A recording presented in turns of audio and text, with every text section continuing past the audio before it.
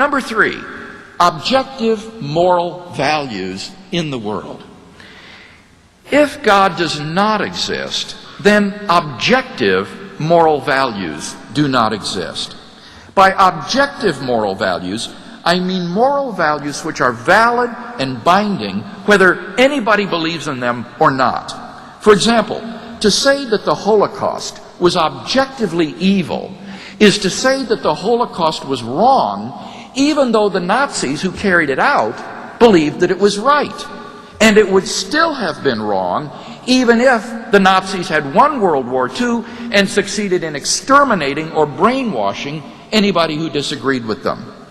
And my argument is that if God does not exist, then moral values are not objective in that sense. Now, many theists and atheists alike concur on this point.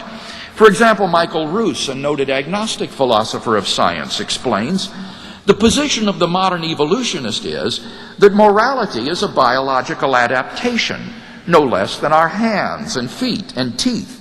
Considered as a rationally justifiable set of claims about an objective something, ethics is illusory.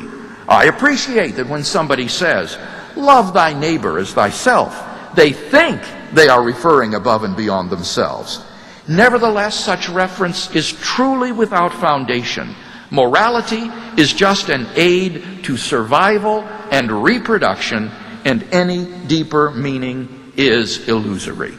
End quote. Friedrich Nietzsche, the great atheist who proclaimed the death of God, understood that the death of God meant the destruction of all meaning and value in life. I think that Friedrich Nietzsche was right. But we've got to be very careful here.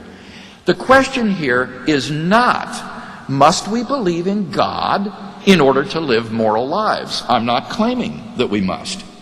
Nor is the question, can we recognize objective moral values without believing in God? I certainly think that we can. Rather, the question is, if God does not exist, do objective moral values exist? Like Professor Roos, I honestly don't see any reason to think that in the absence of God, the morality evolved by Homo sapiens is objective. In the absence of God, we are just accidental byproducts of nature which have evolved relatively recently on an infinitesimal speck of dust lost somewhere in a hostile and mindless universe, and which are doomed to perish individually and collectively in a relatively short time. On the atheistic view, some action, say rape, may not be socially advantageous, and so in the course of human development has become taboo. But that does absolutely nothing to prove that rape is really wrong. On the atheistic view, there's nothing really wrong with your raping someone. Thus, without God, there is no absolute right and wrong which imposes itself on our conscience. But the problem is that objective values do exist, and deep down I think we all know it. There's no more reason to deny the objective reality of moral values than the objective reality of the physical world. Actions like rape, cruelty, and child abuse aren't just socially unacceptable behavior. They're moral abominations.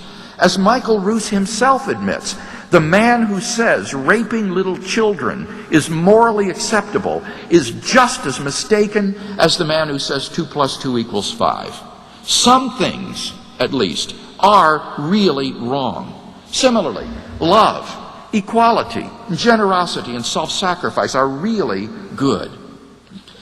Thus, we can summarize this third consideration as follows. Premise 1, if God does not exist, objective moral values do not exist. 2, objective values do exist, from which it follows logically and inescapably. 3, therefore, God exists.